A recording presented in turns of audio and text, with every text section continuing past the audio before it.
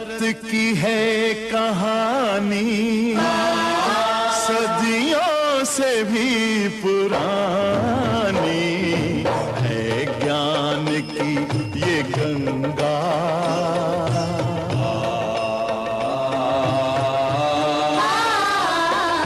है, ज्ञान की ये गंगा ऋषियों की अमर वाणी।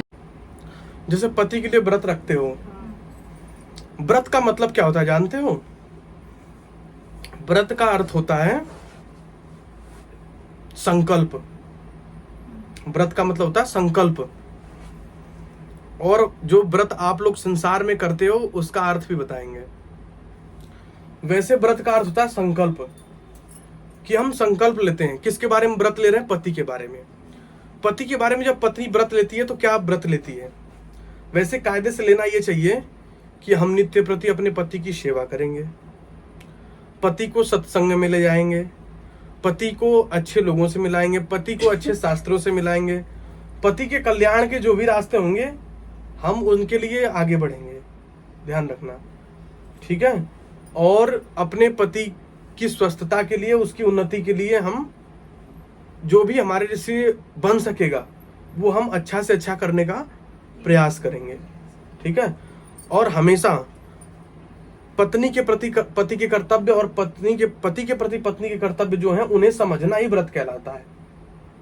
रोज तुम में लठ बज रहे हो और तुम फिर व्रत कर रहे हो, इस व्रत का कोई फल नहीं मिलता है। व्रत का अर्थ है कि प्रेम से रहना, व्रत का अर्थ है एक दूसरे को समझना, व्रत का अर्थ है एक दूसरे की सेवा करना, व्रत का अर्थ है एक दूसरे का मान सम्मान करना। रोज तो तुम झाड़ू मार रहे हो, रोज तुम बेलन पीट रहे हो बेलन से, और एक दिन सोचते हो करवा चौथ व्रत करके लंबी उम्र कर देंगे। ध्यान रखना, पहली बात तो उम्र हमारे हाथ में नहीं होती है।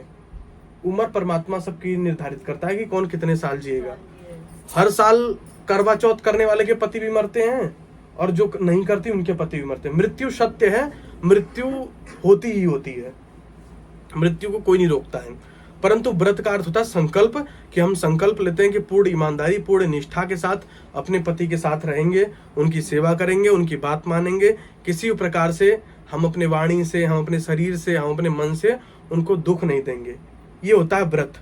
और जो संसारिक व्रत होता है, और एक बात और, पति को भी ये समझना चाहिए कि पत्नी के साथ कैसा व्यवहार करना है।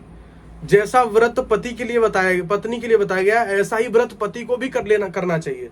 ऐसा ही संकल्प पति को भी करना चाहिए कि हम अपने पत्नी को हमेशा सम्मान देंगे, सुखी रखेंगे, उनकी सेवा करेंगे, हम पे जो बनेगा उनका हाथ बटाएंगे, और हमेशा एक दूसरे को समझते हुए संसार में आगे बढ़ेंगे। एक दूसरे की बातों का उल्लंघन नहीं करेंगे और किसी भी प्रकार के गलत आचरण में नहीं जाएंगे। यदि पति गलत आचरण में जाता है तो पत्नी का कर्तव्य है कि उसे रोके, और पति यदि गलत आचरण करने जाता है तो पत्नी रोके, और पत्नी गलत आचरण कर रही है तो पति रोके।